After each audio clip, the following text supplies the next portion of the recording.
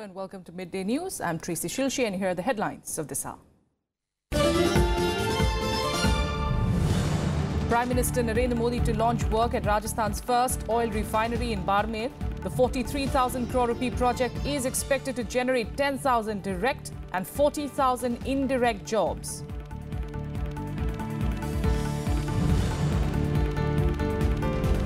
Third day of the Israeli Prime Minister's India friendship visit starts off with a visit to the Taj Mahal. Benjamin Netanyahu to inaugurate the third edition of the Raisina Dialogue later in the evening in Delhi.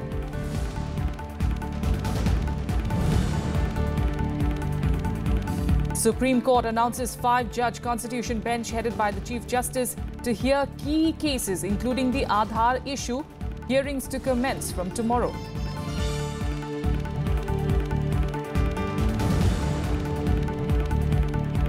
Apex Court lays down that targeting adult men and women opting for intercaste marriage is absolutely illegal, underlines that no khap panchayat, individual or society can question them.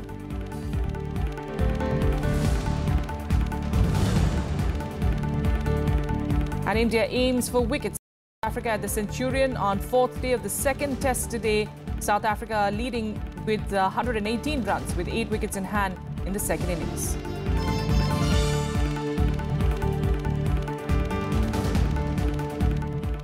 Top story this afternoon, Prime Minister Narendra Modi will launch the commencement work for the first oil refinery in Rajasthan's Barmer district.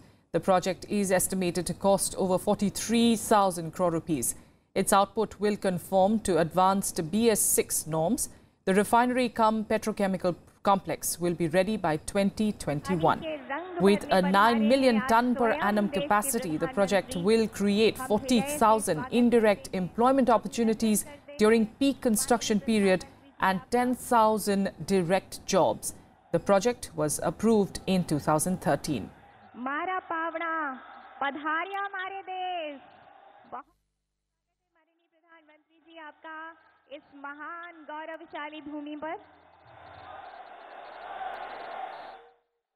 इस धरती के गौरवशाली इतिहास, समृद्ध परंपरा, संस्कृति को बनाए रख उसमें प्रगति और खुशहाली के रंग भरने आए हैं आज माननीय प्रधानमंत्री जी। हम हृदय से स्वागत करते हैं। Narendra Modi to mark the start of the work on an oil refinery at Pachpadra in Rajasthan's Barmer district today. The project is estimated to cost over 43,000 crore rupees. Its output will conform to advanced BS6 norms. This project was held for a long time now. I think that this shows the will of the government. They really want to make it happen because this is a 40,000 crore project which is basically focusing on BS6 fuel. Now earlier on it was BS3 fuels, but with the government vision to have the BS6 fuels from 2019, this is a very good step in this direction. The refinery cum petrochemical complex will be ready by 2021. With a 9 million ton per annum capacity, it will make Rajasthan the biggest refinery after the HPCL refinery in Mumbai that has a capacity of 7.5 million tons per annum and Visakhapatnam that has a 8.3 million ton capacity. The project will create 40,000 indirect employment opportunities during peak construction period and 10,000 direct jobs. The project was approved in 2013 and its foundation stone was laid just prior to the imposition of the Model Code of Conduct in the state. But since neither environmental clearance was taken nor any lease deed obtained for the 4,800 acres, the Rajasthan government and Hindustan Petroleum Corporation Limited inked a fresh agreement in 2017 refinery. The Hindustan Petroleum Corporation has 74%, while the state government has 26% stake in this project. This refinery will not only spur infrastructure and economic development, but will also promote several ancillary units in the region. With cameraperson Suresh, I'm Kriti Mishra for Rajya Sabha Television. Meanwhile, on the third day of his historic visit to India, Israeli Prime Minister Benjamin Netanyahu and his wife Sarah have arrived in Agra for a day-long visit to see the Taj Mahal. The Israeli Prime Minister and his wife were welcomed by Uttar Pradesh Chief Minister Yogi Adityanath. Netanyahu and his wife will spend around an hour at the Taj Mahal today. They will then have lunch with the UP Chief Minister in Agra. Heavy security arrangements have been put in place with over 1,500 Indian security personnel guarding the area during Netanyahu's visit to Taj Mahal. In the evening, of course, the Israeli Prime Minister will inaugurate the third edition of the geopolitical conference, Rise in a Dialogue, in New Delhi. Prime Minister Modi and External Affairs Minister Sushma Swaraj will also be part of the inaugural session of the three-day event. The conference has an impressive lineup of over 150 speakers and more than 550 delegates. The theme of the dialogue this year is managing disruptive transitions, ideas, institutions and idioms. This annual geopolitical event is being organized by the Ministry of External Affairs and Observer Research Foundation. Moshe Holzberg, or as he's called in India at least, Baby Moshe, who lost his parents in the 26/11 Mumbai terror attacks, arrived in Mumbai earlier today. Moshe is now 11 years old and accompanied by his grandfather, who said that he will visit Nariman House, where Moshe's parents were killed in the terror attack in November 2008. Prime Minister Narendra Modi had met Moshe and his grandparents during a visit to Israel in July last year and asked him that, and in fact told him that he could visit India anytime. And I called together with Moshe, and of course it's a very special day to be there and to thank God for them, but Moshe can come in the house, and also I hope they will give first ever will come over here to be here. Well, that visit at Nariman House is going to be an emotional one. We'll keep track of developments there. And Prime Minister Narendra Modi has said that India and Israel are ready to take their relationship to greater heights through mutual opportunities. And he said this while addressing the India-Israel Business Summit along with Israeli Prime Minister Benjamin Netanyahu. The two leaders also held delegation-level talks on Monday on the second day of Netanyahu's visit to India. The bonhomie between the two leaders were visible through the day as they inked 9 pacts to boost cooperation in key areas, including cyber security and energy. At the end of their delegation talks, Prime Minister Narendra Modi and visiting Israeli Prime Minister Benjamin Netanyahu released a joint statement. First, we will strengthen the existing pillars of cooperation in areas that touch the lives of our people. These are agriculture, science and technology, and security. Israel is a fountainhead of innovation. It's a global force of technology. India abounds with creativity, with ingenuity, with scientists, with mathematicians. And I think that when we join our respective talents together, we can achieve tremendous things for our people. We can actually achieve, you say we want more. Prime Minister Modi and I are the same. We want more for our people. We want it now. We want it yesterday. Earlier, both sides held discussions ranging from cooperation on terrorism to agriculture and innovation. They signed 9 agreements in various fields.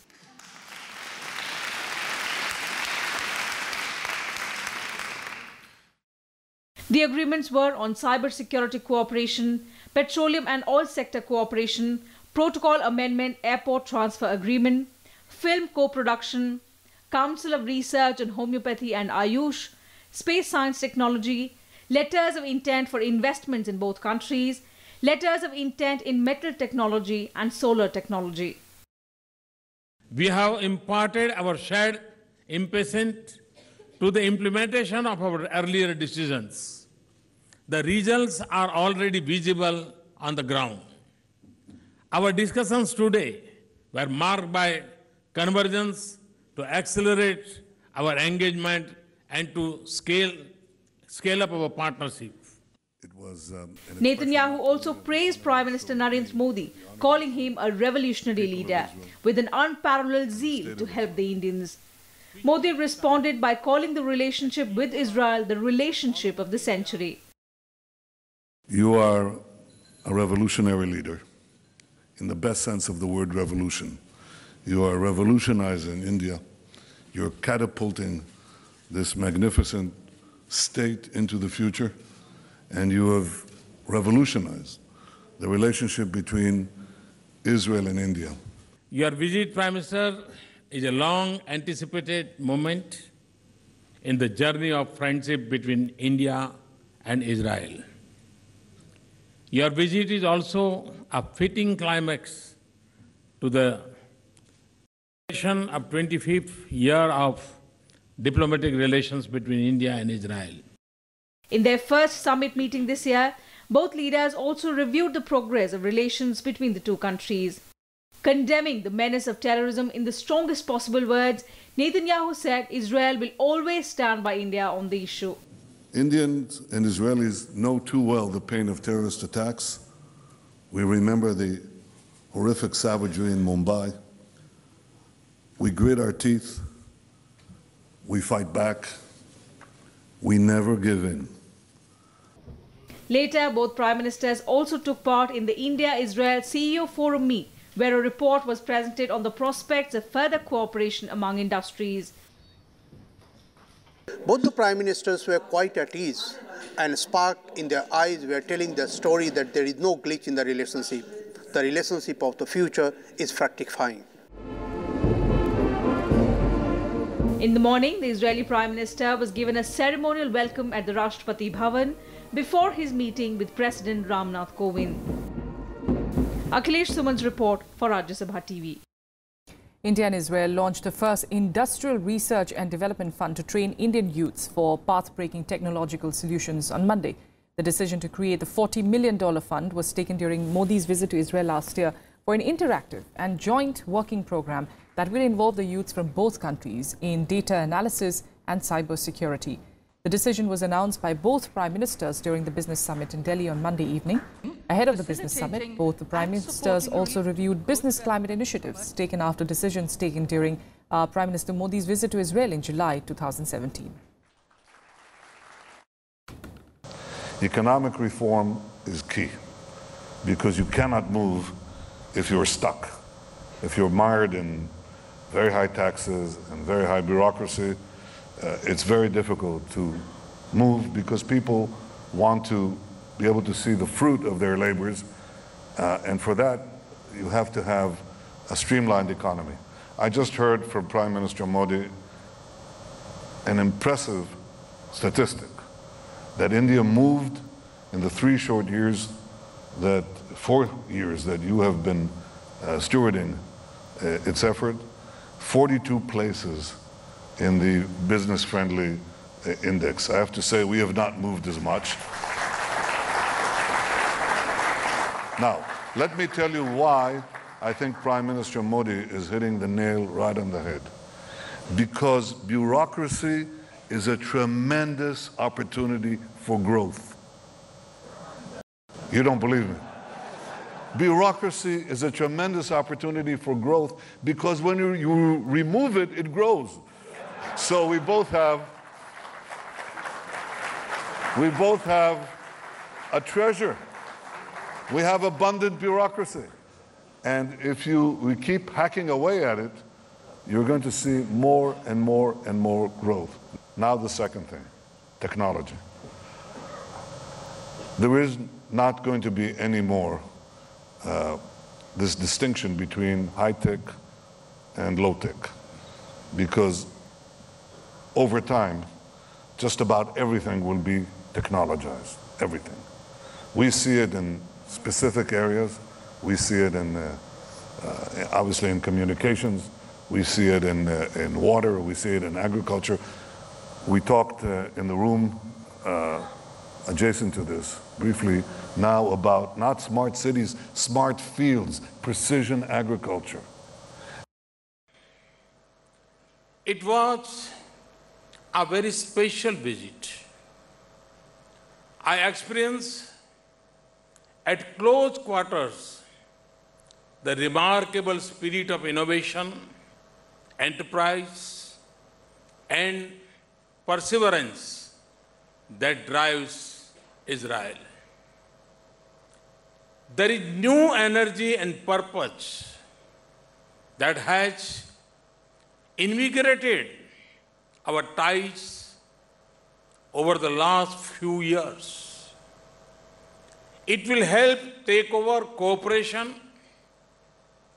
to greater heights. We stand on the cusp of a bright new chapter in India-Israel relations, driven by our people, and the mutual opportunities for betterment of their lives. The role of business and industry is crucial in the transformation of our ties. It is your combined efforts that will add real value to our interaction and produce concrete success. Given the scale of the Indian economy and the relevance of cutting-edge Israeli technologies for us, even sky is not the limit for what we may achieve together. Friends, I'm delighted that today we have launched the maiden call for joint R&D projects under the India-Israel Industrial R&D and Technological Innovation Fund, I4F. A quick break here. We'll be back with more news in a bit. Stay with us.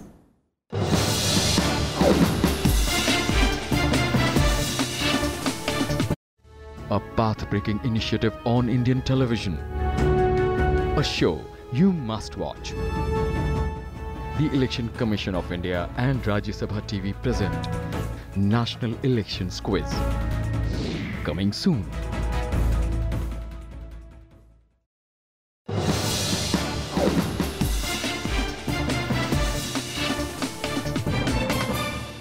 Welcome back. In more national news, the Supreme Court has announced the composition of a 5-judge constitution bench headed by the CJI to hear major cases. The bench comprises Justices A.K. Sikri, A.M. Khanwilkar, D.Y. Chandrachud and Ashok Bhushan, besides the Chief Justice himself. The newly constituted bench will start hearing on a range of crucial matters from tomorrow. These include cases challenging the constitutional validity of the Aadhaar Act and the 2013 Apex Court judgment recriminalizing gay sex between consenting adults. This bench will also hear the contentious issue of the ban on the entry of women between 10 and 50 years of age in Kerala's Sabrimala temple and resume hearing a legal query on whether a Parsi woman would lose her religious identity if she marries a man from a different religion. Another contentious matter relates to the challenge to the validity of a penal law in adultery which only punishes a married man for having an extramarital sexual relationship with a woman married to someone else. The other issues to be dealt with by the Constitution bench include the pleas, which have raised a question as to when will a lawmaker facing criminal trial stand disqualification.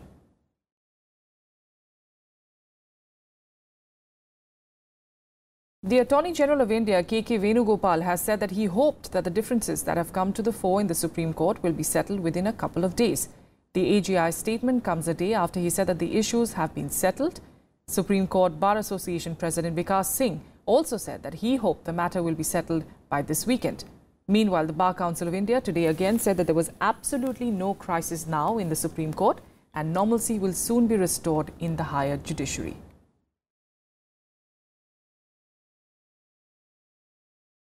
The Supreme Court has termed attacks on couples by Khap Panchayats absolutely illegal.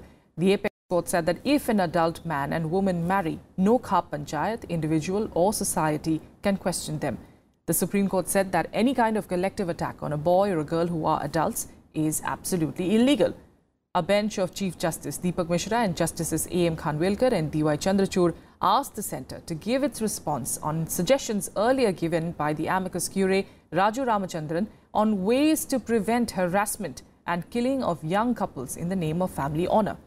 The top court added if the government does not enact a law to protect couples opting for intercaste marriage, the court will evolve a principle and lay down guidelines. The court has listed the matter for February 5th for further hearing. All right, for more on this, we've got our correspondent Ravindra Sharan joining us, in fact, on the phone line. Ravindra, give us a sense of how crucial is this ruling, the fact that Khap Panchayats now cannot take action on such cases? Yeah, good afternoon, Tracy. Today, when the matter came up for hearing, the Supreme Court made it clear that no Khap Panchayat or any other conglomeration of the people of the society has the power that they can stop the marriage of two adults, which is given a legal sanctity by the Constitution and the legal books.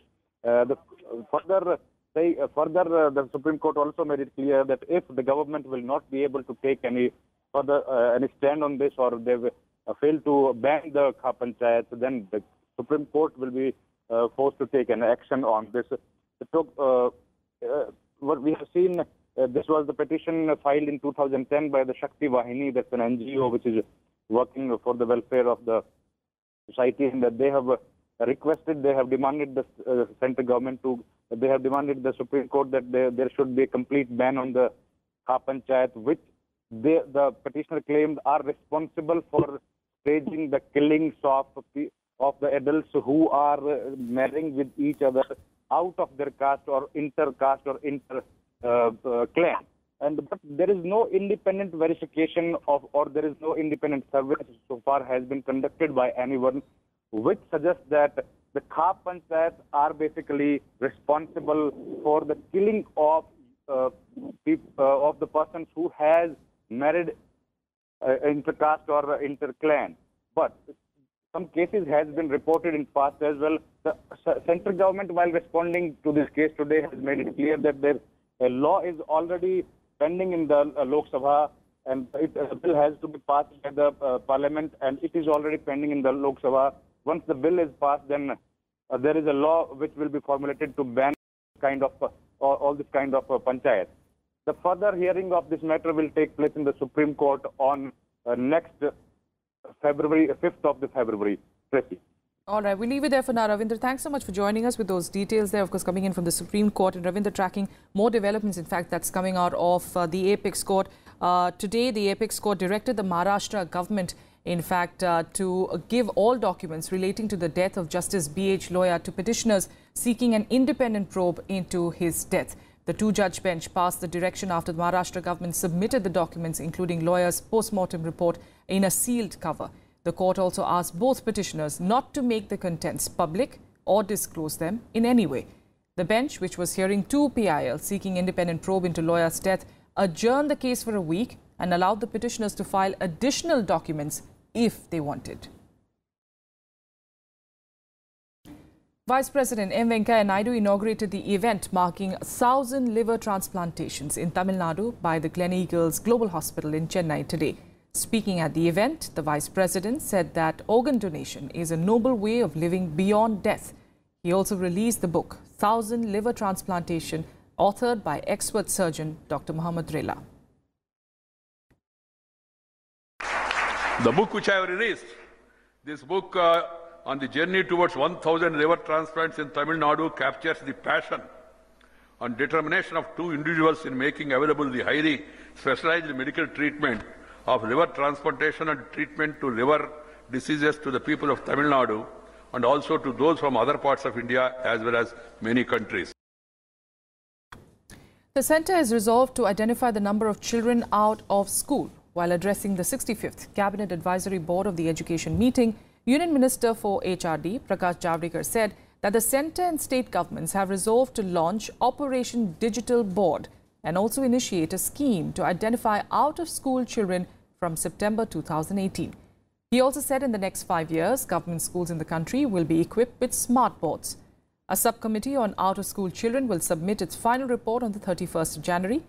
Javadekar also emphasized that education is a national agenda which empowers the individual, family, society and the nation. Digital board के तरफ हम जाना चाहिए, and we must say that it would be our endeavor to launch Operation Digital Board. तो operation digital board की एक कल्पना रखी है और इसमें केंद्र सरकार, राज्य सरकार, स्थानीय निकाय और CSR और कम्युनिटी सपोर्ट। महाराष्ट्र में डिजिटल शिक्षा के लिए केवल 6 जिले की लोगों ने 300 करोड़ रुपए दिए हैं। तो ऐसे सभी जगह अब ये उपक्रम शुरू हो रहा है, तो कम्युनिटी भी इसमें सपोर्ट करेगी, CSR से भी सपोर्ट आएगा कंपनियों से, और केंद्र, राज्य और स्थानीय निकाय तीनों मिलके ये सब मिलके करेंगे। The centre and Jammu and Kashmir government have resolved to use education as a tool to bring normalcy to the state. The Jammu and Kashmir government signed a memorandum of understanding with the centre at the 65th meeting of the Central Advisory Board of Education in New Delhi on Monday. And speaking on the occasion, HRD School Education Secretary Anil Swarup also said that the government is engaging with the state to mainstream children and use education as a tool to bring normalcy. The two governments have planned a number of measures, including an exchange program involving 9,000 to 10,000 students from the state from the 18th of January. The government is also aiming at setting up ICT and digital platforms in schools in Jammu and Kashmir. The roadmap will be implemented in the next 3 years with the goal of bringing a major improvement in learning levels of students by 2020. It comprises a comprehensive framework, including human resource management to quality interventions.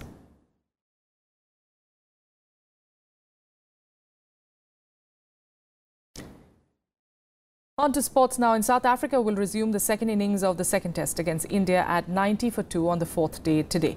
The hosts are leading the match by 113 runs with 8 wickets remaining. Batsman A.B. de Villiers on 50 and Deel Elgar on 36 were at the crease when play ended on Monday. India managed 307 in their first innings, conceding a 28-run lead. South Africa is leading the 3-test series 1-0 as they won the first test in Cape Town by 72 runs. And in now some news from the first Grand Slam tournament of the year, the Australian Open. Maria Sharapova parred into the second round with a straight sets win over Germany's Tatiana Maria. It was the Russians' first match at Melbourne Park since failing a drugs test at the 2016 tournament, which led to a 15-month ban. In the other women's singles matches, Johanna Konta, Karolina Pliskova, Angelique Kerber and Carolina Garcia proceeded to the second round. And India has qualified for the ICC Under-19 World Cup quarter-finals being held in New Zealand after beating Papua New Guinea by 10 wickets. Skipper Prithvi Shaw scored an unbeaten 57 runs against Papua New Guinea, but left-arm spinner Anukul Roy was declared man of the match for taking 5 wickets for 14 in 6.5 overs. Earlier put into bat first, Papua New Guinea were all out for 64 runs. This is India's second victory in the ongoing tournament after it defeated Australia by a margin of 100 runs in their opening match of the tournament. That's it on the Midday News. Thank you for joining us.